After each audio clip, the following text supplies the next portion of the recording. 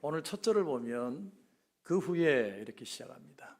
단어는 아주 짧게 그 후에 그러지만 굉장히 많은 내용이 함축되어 있습니다.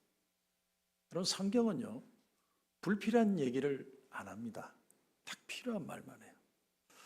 우리 인간은 그렇지 않죠. 우리 인간은 막 구구절절히 설명을 다 해줘야 이해를 할 것 같지만 말씀은 그렇지 않아요. 다 필요한 말 외에는 침묵합니다. 침묵하고 항구하는 거죠. 왜 그러실까? 가장 큰 이유가 뭐냐면 우리 인간은 눈에 보이는 현실에 좌우되고 또 미래를 알 수 없지만 우리 하나님은 눈에 보이지 않는 영적인 세계를 보고 계시고 과거, 현재, 미래의 하나님이시기 때문이다. 그래서 지금 말해도 못 알아들어요. 그래서 우리가 이해를 하고 하나님의 길을 따라가는 게 아니고 묵묵히 순종하다 보면 하나님이 깨닫게 하시는 역사가 일어나요. 그것을 인격적인 하나님이라고 표현합니다. 하나님은 우리가 어떤 걸 성취하는 것보다 더 귀하게 인격적으로 성숙하기를 원하세요. 그것이 우리 하나님이시다. 그렇다면 이 1절의 그 후에, 그 후는 언제 후일까? 바로 왕비 와스디를 폐위시킨 뒤입니다. 이 아하수에로 왕은 왕이 되고 3년 후에 이 페르시아 전 127도에 있는 지방의 급들을 다 모았어요. 그리고 180일 동안 자기 자랑을 합니다. 자기의 플랜도 얘기하고 자랑도 하고. 근데 그것도 모자라가지고 또 끝나고 난 뒤에 8일 동안 뱅킷을 왕궁 뒷뜰에서 열어요. 그냥 술 먹고 놀고 술 먹고 또 뭐 그러다가 어느 날 술이 이만큼 취해서 야 가서 왕비 데려와. 우리 와이프 얼마나 이쁜지 내가 한번 보여줄게요. 데려와. 근데 왕비도 존심이 있잖아요. 안 갔어요. 그 홧김에 술 챙김에 잘라라. 잘랐습니다. 여러분 근데 와이프 자르고 나니까 남자는요 혼자 두면 안 돼요. 혼자 두면 사고쳐요. 그래서 여기 그 후에라는 건 왕위 폐위 사건 4년이 지난 후에 이런 말입니다. 4년 동안에 엄청난 일이 일어납니다. 왕비는 떠나고 말해주고 컨트롤해주는 사람이 없으니까 이 남자가 혼자 홀로 고민하고 화도 나고 그러니까 사고를 쳤는데 어떤 사고를 쳤냐면 큰 전쟁을 일으킵니다. 자기 아버지 다리오 왕이 이 그리스와 전쟁을 1차로 일으킵니다. BC 490년에 마라톤 병원에서 그리스와 전쟁을 일으켰는데 큰 패배를 당해요. 그때 이 다리오 왕이 너무 자존심에 스크래치가 나가지고 돌아가서 화병에 걸렸습니다. 그래 골골 앓다가 죽어버렸어요. 그러니까 이 아하수에로 왕이 와이프는 없고 생각해보니까 아버지가 전쟁에 졌고 10년 만에 제2차 페르시아 전쟁을 일으킨 겁니다. 어마어마한 대군을 이끌고 1200척의 함대를 이끌고 그리스를 침공을 했어요.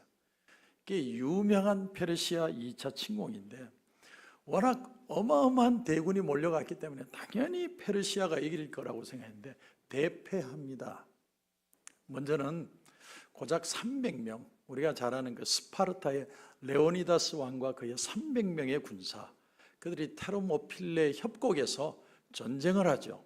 그 유명한 영화 300입니다. 300의 영화의 배경이 바로 거기입니다. 테르모필레 계곡. 영화는 굉장히 드라마틱하게 표현이 되는데 실제로 싸운 그림은 이 그림이에요.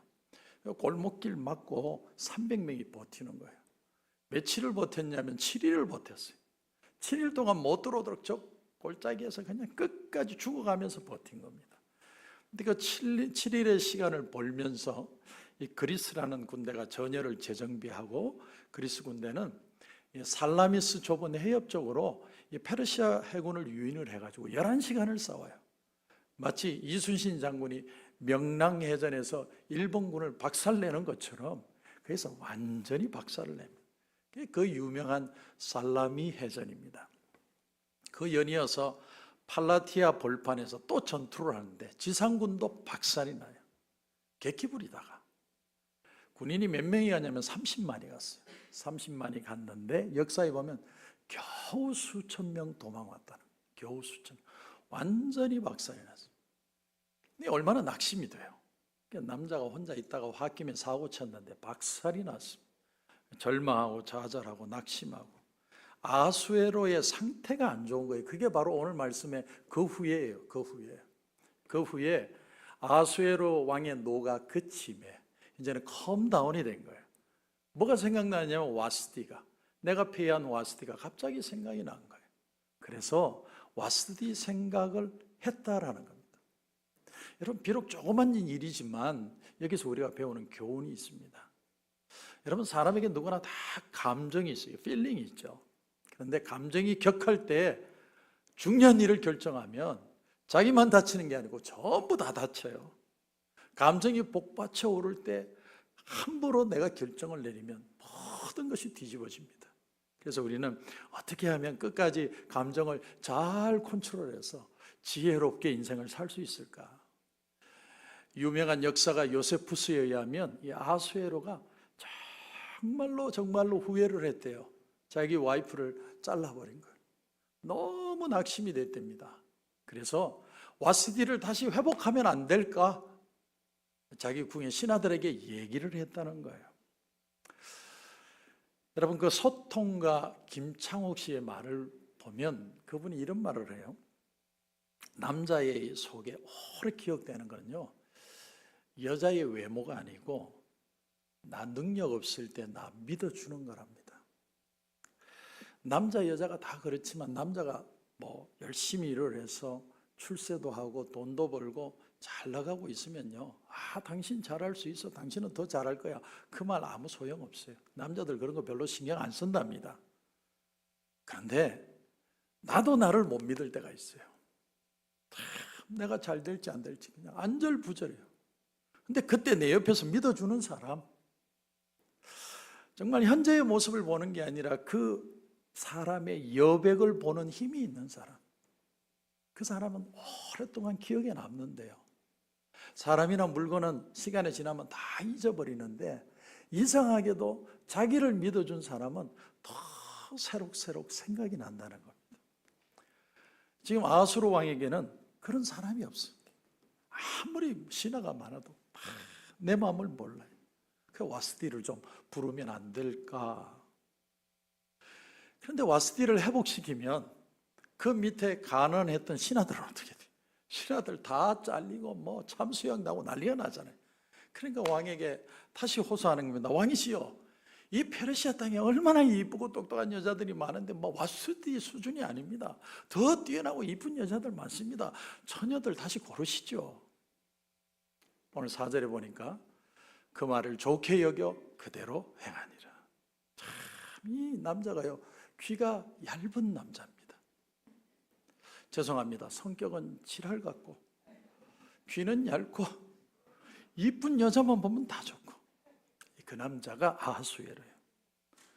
근데 여기서 이제 저는 우리 믿는 신앙인으로서 이런 질문을 해봅니다. 아하수에로라는 참 좋지 못한 왕인데 그런 불의한 왕을 통해 하나님의 선한 일을 이룬다는 것이 합리적일까? 우리가 합력하여 선을 이룬다는 말이 있지만 하나님의 선하신 일을 통해 선한 일의 결과를 가져야 되는 거지, 악한 왕을 통해 어떻게 하나님의 선을 이루는 것이 합력하여 선을 이룬다고 표현할 수 있을까? 오늘 말씀에 여러분 8절에 보면 에스더도 왕궁으로 이끌려 가서 궁녀를 주관하는 헤게 수하에 속했다. 여러분, 이끌려갔다고 그러지만 히브리어 원어로 보면 끌려간 거예요. 역사적으로 얘기하면 모르드게가 숨겼다고 그래요. 숨겼는데 결국은 잡혀갔어요. 그러니까 많은 처녀들이요, 끌려갔어요. 왕의 와이프가 될지 안 될지 모르지만 다 끌려간 거예요. 그리고는 몰약에다가 6개월 담가놓고 향품에다가 6개월 집어넣고 샤넬 넘버 5 욕조에다가 6개월 동안 무슨 젓갈 담듯이, 얼마나 잔인해요. 네? 그리고 왕이 콜하면 콜거리예요. 그 여자들 다 자보고 결정하는 거예요. 그러니까 왕이라는 이 시스템이 얼마나 지저분합니까? 이런 불의한 시스템을 하나님이 합력하여 선을 이루었다고 말할 수 있을까? 우리가 그런 퀘스천을 가지는 거예요. 자, 그렇다면 하나님의 변, 제가 하나님의 마음을 어떻게 100% 알겠어요. 그러나 제가 최대한 하나님의 마음은 이루셨을 것이다. 오늘 말씀을 가지고 조금 생각해 보면 좋겠습니다. 우선 드릴 말씀은요, 우리 하나님은 관망만 하시는 분이 아니라 저 높은 하늘에서 그냥 쳐다보기만 하시는 게 아니라 우리 하나님은 일하시는 하나님이시다. 그 일하시는 하나님을 가리켜서 providence, 섭리하시는 하나님이다, 이렇게 표현을 합니다. 하나님의 일하심이라는 건 하나님이 구원하신 저와 여러분 한 사람 한 사람을 컨택하실 뿐만 아니라 오늘도 같이 걸으시며 역사해 주시는 분이시다, 이런 뜻입니다. 여러분, 그래서 섭리적 인도라는 말이 무슨 말이냐면 별개의 두 사건이 있어요. 우리가 볼 때는 전혀 매치가 안 되는 사건이에요. 그런데 이 두 가지가 매치가 되면서 역사가 일어나요. 그것을 섭리, providence 이렇게 표현합니다. 자, 아수에로 왕의 왕궁에서 왕후를 뽑는 일하고 모르드게와 에스더가 포로로 잡혀온 일하고 아무런 상관이 없어요. 그런데 어느 순간에 하나님이 역사하니까 이 일이 매치되어서 하나님의 역사로 나타나더라. 그게 섭리라는 거예요. 여러분, 한번 생각해 보세요. 와스디 왕후가 폐위된 게 언제입니까? 왕이 되고 3년 후에. 그러고 나서 시간이 흘렀는데 16절에 보면 아하수에로 왕의 제7년 10월에, 그러면 4년 내지 5년이 흘렀어요. 그 어간에 어떤 일이 일어났다는 겁니까? 제가 처음에도 얘기했지만 살라미 해전도 일어나고 전쟁에 참패하고 남자가 이럴까 저럴까 막 고민을 하고 그런 시간이 흘렀다는 거거든요. 그러면 에스더의 입장에서 한번 생각해 보세요. 자, 바벨론이 예루살렘을 침공해서 3차에 걸쳐서 포로들을 다 끌고 갑니다. 아마 시작이 BC 605년인가 그래요.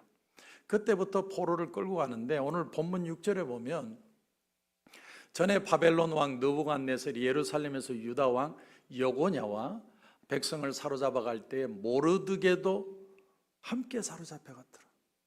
그러면 모르드게의 나이가 어떻게 되는 거예요? 지금 페르시아인데 135살이에요. 말이 안 되는 소리죠. 나이가 가늠이 안 돼요. 그래서 신학자들은 모르드게가 아니라 모르드게 가문을 말하는 게 아닐까 이렇게 추정을 해요.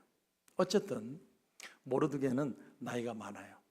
나이 많은 사촌 오빠가 끌려가는 사람 중에 에스더가 있는데 에스더의 부모가 있는데 에스더의 부모는 일찍 죽었던 것 같아요. 그러니까 에스더가 천의 고아가 된 겁니다. 천의 고아가 된 그 조카를 사촌 오빠가, 할아버지 같은 사촌 오빠가 키운 겁니다. 어떻게 해요? 믿음으로 키운 거예요. 여러분, 참 아이러니한 게 뭐냐면 에스더에게 전혀 구김살이 없다라는 거예요. 여러분, 에스더 입장에 한번 대보세요. 내가 아버지 엄마 포로로 끌려가 아빠 엄마 일찍 죽고 나 혼자 천의 고아가 돼가지고 이 세상 살아가는데 할아버지 같은 사촌 오빠한테 배우면서 뭐가 마음에 기쁠 일이 있어요? 상처밖에 없겠죠. 그런데 에스더는 굉장히 맑게 컸어요. 여러분, 여기에 중요한 도전이 있어요. 최고의 교육은 믿음의 교육이에요. 에스더를 보세요. 구김살이 없어요. 전혀 없어요. 그래서 자꾸 내 환경이 나 어릴 때 이런 아픔이 있어가지고 이런 상처가 있어. 내가 지지리도 못 나오게 살아와가지고 나는 하는 일마다 이렇게 꼬이고. 여러분, 그렇지 않아요. 믿음이 들어가면 정상으로 살 수 있어요. 믿음이 없으니까 자꾸 꼬이는 것처럼 보이지. 근데 여러분, 오늘 말씀에 7절도 보시면 용모가 곱고 아리따운 처녀라. 여러분, 예쁘면 좋은 게 아니고요, 예쁘면 위험해요. 여러분이 혹시 밤길을 혼자 걷는 거 걱정하지 마세요. 아무도 안 잡아요. 근데 이쁘면 위험해. 이쁘면 인생이 얼마나 고달픈지 몰라요. 저와 여러분은 아무런 긴장감이 없이 사는 걸 하나님 앞에 감사해야 돼요. 그래서 이렇게 해석할 수 있어요.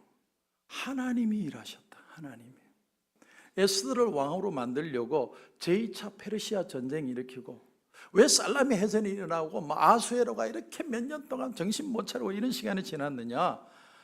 가장 중요한 이유는요, 하나님이 시간 끌려고. 에스더가 이 결혼할 정년기가 될 때까지는 기다려야 되는 거예요. 어린애를 어디에 왕실에 데리고 가겠어요? 그 시간까지는 하나님이 타이밍을 기다리고 계십니다. 여러분, 창세기 이삭을 보세요.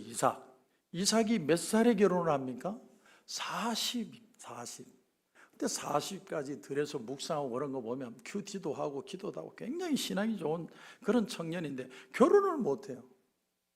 근데 아내 리브가가 정년이 돼서 이제 결혼을 했다면 한 18살쯤 됐겠죠. 그럼 나이 차이가 한 22살 나요. 그렇게 따져본다면 이삭이 30이면 리브가는 몇 살이에요? 8살. 8살이 어떻게 시집을 가요? 그러니까 이삭은 30 넘어가지고 죽으라고 들판에서 묵상하고 그 답이 없는 거예요. 왜? 리브가는 살아야 되니까. 우리가 왜 빨리 안 돼요? 왜 빨리 하나님 해결을 안 주세요? 막 기도하는데 하나님의 숙성의 시간이 필요해요. 숙성. 갈라디아 4장 4절에 보면 때가 차매 하나님이 그 아들을 보내사 여자에게서 나게 하시고 율법 아래 나게 하신 것은 하는 말씀이 나와요. 때가 찼다는 거예요. 메시아가 이 땅에 올 것이다. 수백 년 전부터 선지자들이 말씀 전하다가 고초를 당하고 어려움을 당하고 매를 당하고 죽임을 당하고, 그런데 메시아가 안 와요. 수백 년이 지나서 드디어 때가 참에 왔다는 거예요. 그 때가 언제예요? 로마가 정치적으로 전 세계를 동일하고 전 세계가 헬레니즘 문화가 되고 모든 길은 로마로 통한다. 길 다 닦고 나니까 때가 참에 하나님이 독생자 예수 그리스도를 이 땅에 보내주셨다. 그러니까 그 기간 중에는 뭐가 일어나는 거예요? 계속 숙성하는 거예요. 하나님의 때가 될 때까지 기다리는 거예요. 제가 군에 있을 때 다 마음에 안 들었는데 하나 딱 마음에 드는 게 있었어요. 그게 뭐냐면 국방부 시계는 지금도 돌아가고 있다. 나는 그 말이 제일 좋았어요. 뭐 언젠가는 제대할 테니까. 그래서 하나님의 타이밍이라는 게 있구나. 눈에 보이는 일들 속에 보이지 않는 하나님의 손이 지금도 움직이고 있구나. 그걸 모르면 사람이 절망하고 방황하는 겁니다. 그래서 오늘 9절 보세요. 9절을 보시면 헤게가 이 처녀를 좋게 보고 은혜를 베풀어. 총 감독하는 사람. 이 사람 통과하면 그냥 무조건 되는 거예요. 그런데 그 사람이요, 에스더를 너무 좋게 봤다는 거예요.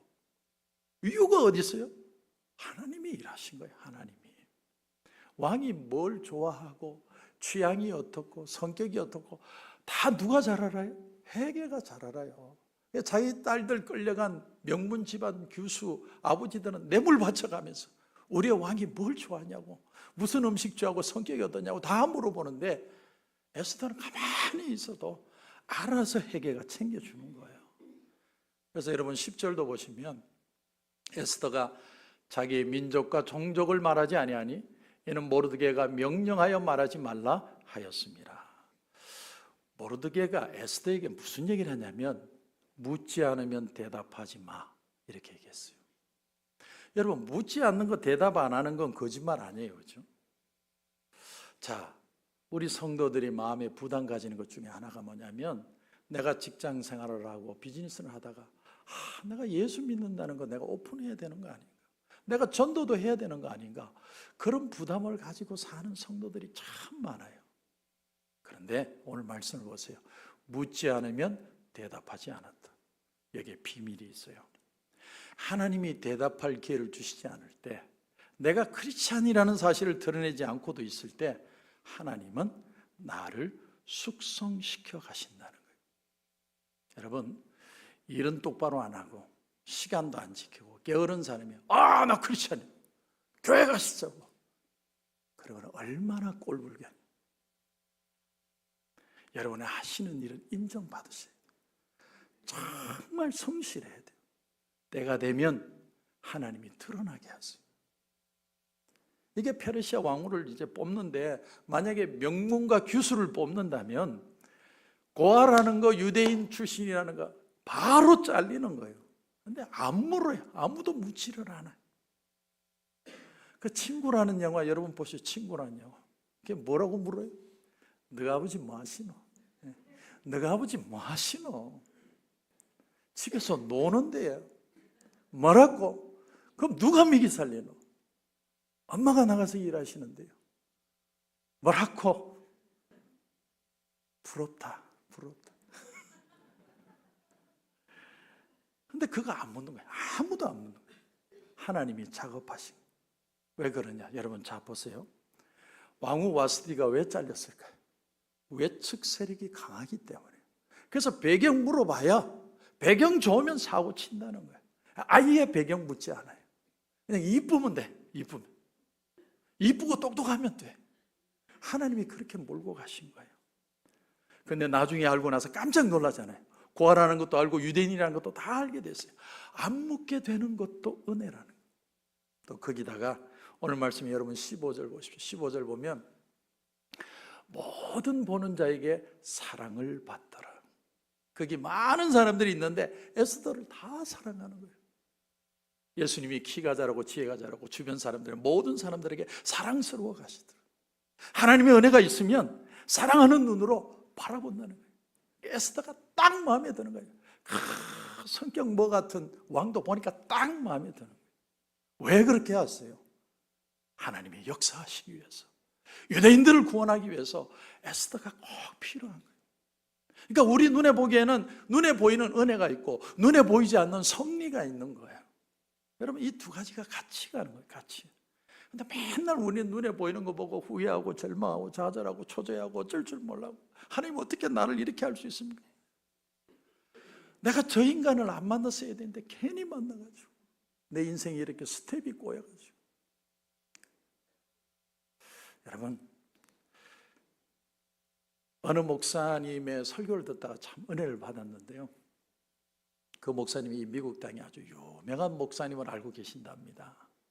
근데 이 목사님이 어릴 때 엄마가 자기를 버렸어요. 막 여기저기 돌아다니면서 죽지 못해 살고 있는데 이 미국 땅에 어답트가 돼가지고 어떤 양부모 밑으로 들어갔어요. 근데 그 양부모가 참 신앙으로 자식을 잘 키운 거예요. 그리고 훌륭한 목사가 된 겁니다. 그런데 이분이 언젠가는 내가 내 엄마 꼭 한번 만나봐야겠다. 한국을 찾아왔대요.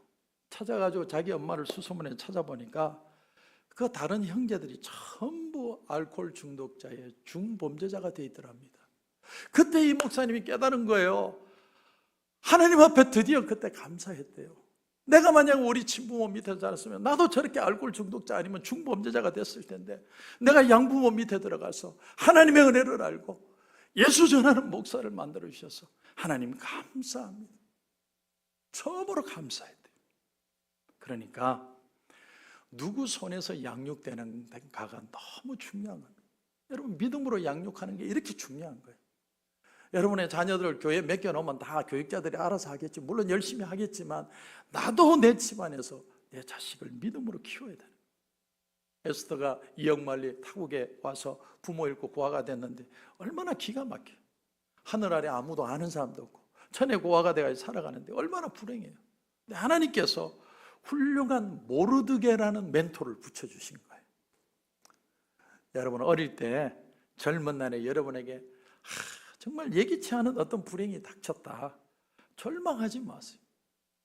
정상적인 부모 밑에 컸더라면 좋았겠지만 하나님은 모르드게라는 플랜 B를 준비하셨어요. 그리고 더 놀라운 사실은 모르드게와 에스더가 서로 위로하고 격려하며 믿음으로 자라갔을 겁니다. 두 개를 합쳐서 하나님의 시너지 효과를 일으켜요. 저는 에스더가 만약에 그렇게 천의 고아로 혼자 살았다면 그렇게 살아가지고 그냥 어떤 남자 만나서 살다가 죽었을 거예요. 근데 하나님은 에스더가 그렇게 개인적으로 그냥 살다가 사라지는 존재가 아니라 하나님의 나라를 위해서 쓰임받기를 원하시고 하나님이 준비를 하시는 거예요. 어쩌면 에스더의 인생에 뺄셈이 있었어요. 부모가 세상을 떠나요. 근데 뺄셈을 통해 덧셈을 허락하십니다. 여러분 하나님을 믿고 의지한다는 게 이런 거예요. 지금 여러분에게 이루어지는 거, 뭐 힘든 일, 짜증나는 일, 이게 정상적으로 좀 가면 좋겠는데, 근데 하나님은 평범한 그런 일들이 아니라 여러분을 향한 생각지도 못하는 놀라운 판을 계획하고 계시다. 이게 하나님의 프라비던스. 여러분 로마서 8장 28절에 보면 우리가 알거니와 하나님을 사랑하는 자 곧 그 뜻대로 부르심을 입은 자들에게는 모든 것이 합력하여 선을 이루느니라. 모든 것이 합력하는 거예요. 좋은 일, 나쁜 일, 황당한 일, 나쁜 일, 분하고 억울한 일, 좋은 사람, 나쁜 사람, 황당한 사람, 이상한 놈, 없었으면 좋은 사람, 배신 때린 놈 전부 합쳐서 그게 밀가루 반죽이 돼가지고 그게 맛있는 팬케이크가 나오는 것처럼 모든 것이 합력하여 선을 이루는 것이다. 여러분, 오늘 말씀에 나오는 모르드게는 누구를 표현하냐면 영적인 예수님을 예표해요. 예수님. 영적인 모르드게가 바로 예수님이에요. 우리는 이 세상에 천혜고아처럼 그냥 살다가 다 죽을 존재들인데 예수님이 뭐 하려고 저와 여러분을 구원하셔서 간택하셔서 위로하시고 하나님의 백성 만들어 성숙시키려고 지금도 모르드게처럼 저와 여러분을 위로하시고 이끌어 가시는 거예요. 그래서 시편 68편 19절에 보면 날마다 우리 짐을 지시는 주 곧 우리의 구원이신 하나님을 찬송할지라. 날마다 우리 어깨에 이 메인 짐을 누가 지어줘 주느냐 하면 예수님이 져주는, 예수님. 영적인 모르드게가 되어서 우리를 주님의 그 길로 인도해요. 결코 여러분 힘들어하지 마세요. 하나님의 눈에 보이지 않는 히든 카드, 프라비던스, 섭리가 있습니다.